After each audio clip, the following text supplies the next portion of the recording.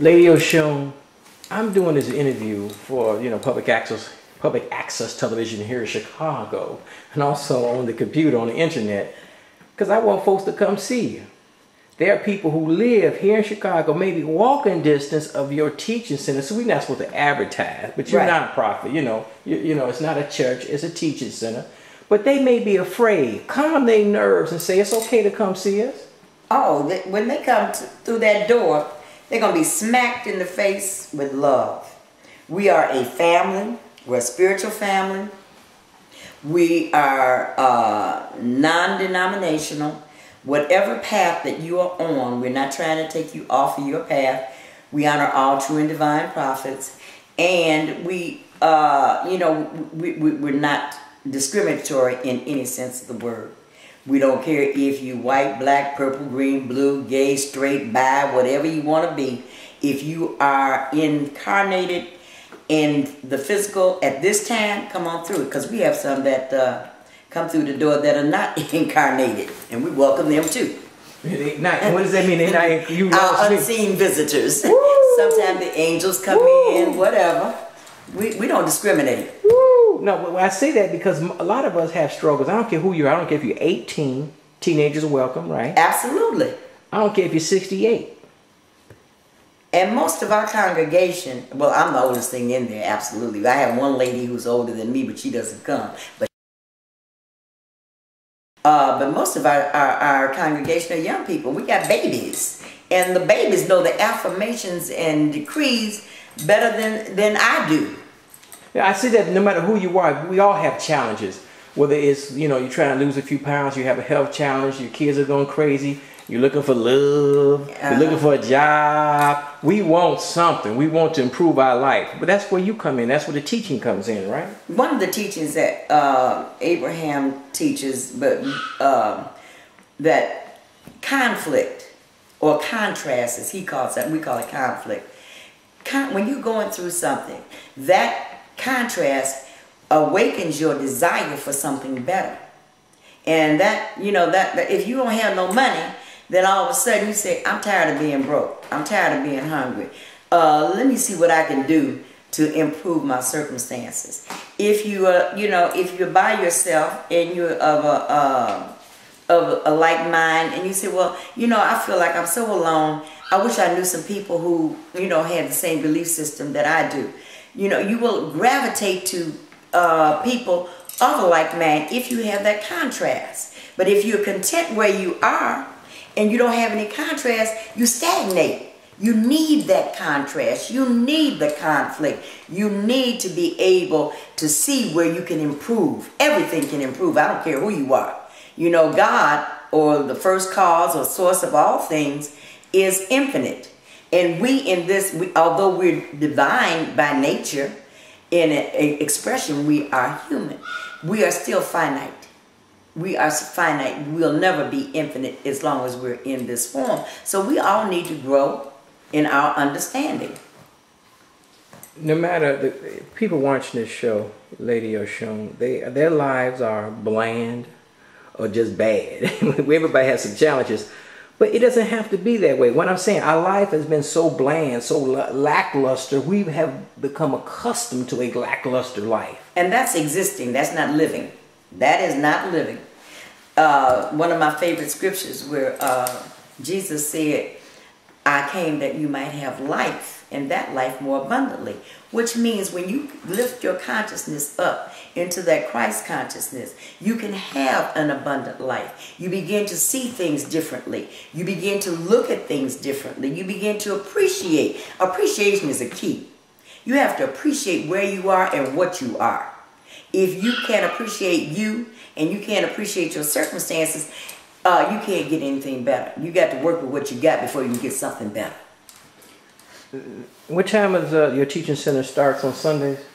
I tell people 12:30, but we on CP time is actually 1 o'clock. Oh, so it's in the afternoon. Right? Afternoon. So you get there at 12:30. But I'm saying, but we have a little social gathering, know, and we have little refreshments or whatever. We sit and we chit chat, and it's very informal. You can dress very informally. You're not coming to church. You don't need your hat. You don't need your Sunday go to meeting suit on. You got your jeans, your khakis, whatever you got. You're welcome as you are. Come as you are. But I was saying, sometimes to improve your life or just to have a great day, sometimes people, they'll get up probably this Sunday morning and they say in the back of their mind, they say, let me go over here to the Lady Oshun's teaching center. And they may have to catch the bus. They say, I don't feel like getting dressed, getting on that bus and going way over to 79th Street, way over east, almost by the lake. But that demonstration is why we can't improve. We just don't want to get up and do something. You got to push your way through almost anything that you do nowadays. If it's something that you want, you got to push your way through to get it. And I guarantee you, if you come on Sundays, when you leave, you'll be in a better position. I had one of my students used to come from the north side on the bus, 2 buses and an L. Now she's driving her own car. She has her own business, and she used to tell me she had no imagination. Now she's writing a book. It changes people's lives. If you are around people who use life-affirming words and ideas and can help change your belief system, you know, we can't tell you, we can show you.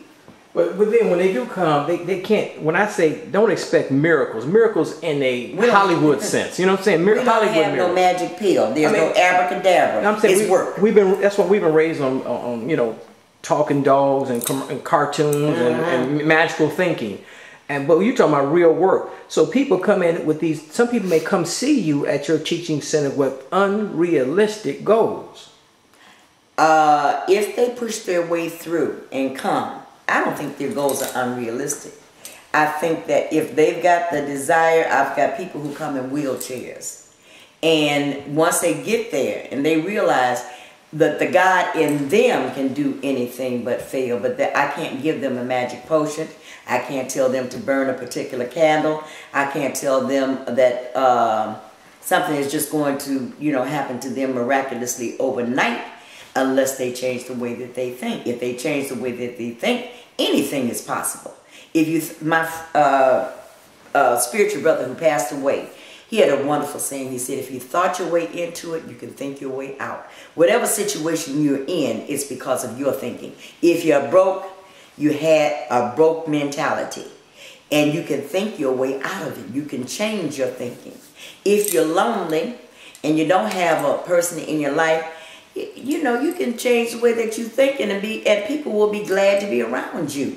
But if you got the wrong, you know, there's a lot of people who are super critical of everybody, who are, or either have self-aggrandizement and think everybody's beneath them. They're going to be by themselves. But if you begin to be more loving towards yourself and loving towards other people, you'll attract a different, you attract a prospective lover in your life. Well, I know I'm evil, I'm not loving, and I'm sure not grateful. Well, gratitude is something I have. That's the main thing. I have struggled with that. Some people they say, how can I be grateful when I ain't got no money? I ain't got nobody who love me. I ain't really got none. I sit in the house all day and watch TV. How can I be grateful? Be grateful that you got a TV to watch. The first thing in any individual Go ahead. Any individual who is cognizant of life, be grateful for life. No matter what the quality of your life is, be glad you're here. Gratitude is something that you have to cultivate. I believe that you have to work at being grateful just like you have to work at anything else. If you want to exercise and get the body in the shape you want, you got to work at it. And you got to work at being grateful. I was not the most grateful person in the world. I was spoiled, I was selfish, and I thought the world owed me something. The world didn't owe me anything. But I tell you what, when doctors get through telling you things that they can tell you, and you see that if you can change everything in your life, then you'll know. Before the phones rang, Lady Oshun, my phone rang, your phone rang. We were just talking about gratitude because I know I'm ungrateful. And a lot of us are ungrateful. Even in the midst of the recession, this downturn, we're still ungrateful. Absolutely. Like I said, I used to be very ungrateful.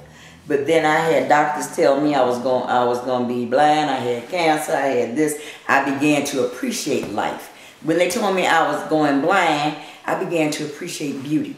When they, you know, it depends on the individual what it takes to wake you up. But gratitude, we had an exercise in my class where I gave everybody a journal.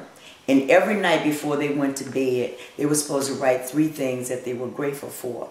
You know, some people have, dysfunctional relationships with their parents. So if you have a good day with your parent, be grateful for that. Your mama didn't get on your nerves. Write that down. I'm grateful that my mama didn't come home today or whatever. Learn how to recognize and be grateful for the small things. You know, JC said, be grateful or faithful over the small things, and I'll make you master of the many. Which means that if you're grateful for small things, you can manifest bigger. But you got to be grateful. I used to sit, you know how raggedy my house was. You know my house was really, really, really dirty and raggedy. And it needed to be painted and needed all this. And I would sit at my desk. And I had no idea, no concept of where it was coming from, because I knew I would have to win the lottery to fix it. And I thank God. I said, I thank you for my new roof. I thank you for my tuck pointing. I thank you for my new ceiling, my floors. I went through everything that I wanted, and I thanked him in advance before I got it. And when I got it, it was a complete surprise to me. I did not know what, I didn't expect it from the source that it came from. Your good can come to you from unexpected sources along paths to divine right action. It doesn't have to come through hard work. It does not have to come from a job. Your good comes from one source. That source is the universal source of all things. And if you acknowledge that you are a part of that, I don't care what you want to call it. You can call it God, you can call it Jesus, whatever you want to name it. But be grateful for a power greater than you are. That there is a source that can bless you. But before you can be blessed, you have to acknowledge that there is something greater than you that can do this. Because of yourself, you can't do anything. You don't make your heart beat, but you ought to be grateful that it is. You don't make your eyes see, but you should be grateful that the light is reflected through the lens and that you can see. There's so much to be grateful for. The old folks used to get up in testimony. I thank you for my last night's lying down. I thank you when I woke up this morning, it was my bed and not my cooling board. In other words, they were saying they were grateful that they were not in the morgue or dead. We have got to learn how to recognize to be grateful. Simple as that. Test yourself. Lady Oshun, some of the blessings that we do have, I think some of us, including me, we don't recognize the blessings that are all around us. I mean, perfect example, in this neighborhood, we live in an older neighborhood here in Chicago. Somebody may die and give you a house. I've seen this so many times. Grandma died, and then the nieces and nephews got the house. Property tax ain't but like $1,000, maybe $1,500. They can live in this house for less than $5 grand a year. And they tear it up, then they all got to move and pay $1,000 rent somewhere else. So we got blessings all around us. They didn't have an attitude of gratitude before they got blessed. With some people, when you make things too easy for them, they don't appreciate it. Right. And what money go through them or property go through them like boop through a goose. They don't appreciate it. There's a difference. If you are, I can't even tell you how much money I used to blow because it came to me easily and effortlessly. It was not until that flow stopped that I recognized that I had been blessed. There used to be a song say, I don't know where I'm going till I've been. I didn't realize I had been blessed until the blessing was over. That's why I'm saying we have to start teaching our children at an early age to be grateful. And as you're teaching them, we teach best what we most need to learn. As you teach them, you also are learning to be grateful.